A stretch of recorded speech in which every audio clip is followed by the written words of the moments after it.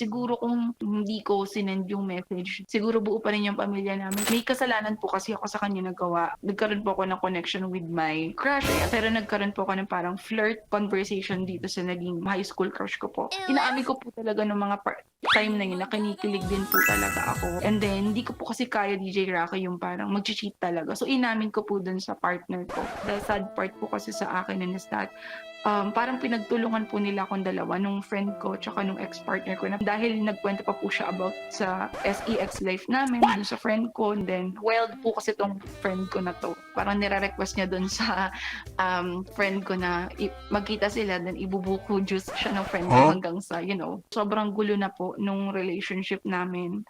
Kaya we decided na maghiwalay po. Kaya ako siguro nasasabi na nagsisisi ako is that siguro kung hindi ko sinend yung message, siguro buo pa rin yung pamilya namin. Okay naman yung ex-partner ko po sa totoo lang, mabait naman po siyang tao. Part na rin po siguro yung hindi niya ako parang like for 7 years, wala siyang intention na pakasalan ako. So parang siguro nagpatong-patong na rin po lahat. Pero syempre hindi naman po kailangan i-justify na mali po talaga yung ginawa ko.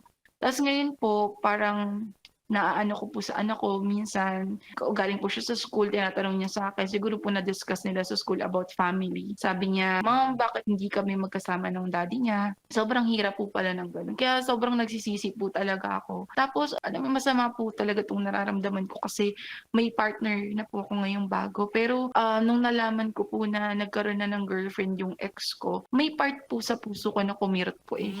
Sarap manood ng radyo, no? Ginawa mo na talagang bisyo ang panonood sa amin, no? Umabot ka na rito eh. Huy! Kaya kung gusto mong tuloy-tuloy pa ang tawanan, Iyakan at kiligan, aba, i-like mo na ang video na ito. At mag-comment ka na rin, Kabisyo, Hit mo na rin ang notification bell. para updated ka sa mga kaganapan namin dito sa Love Radio. kailangan pa bang i-memorize yan? Basic.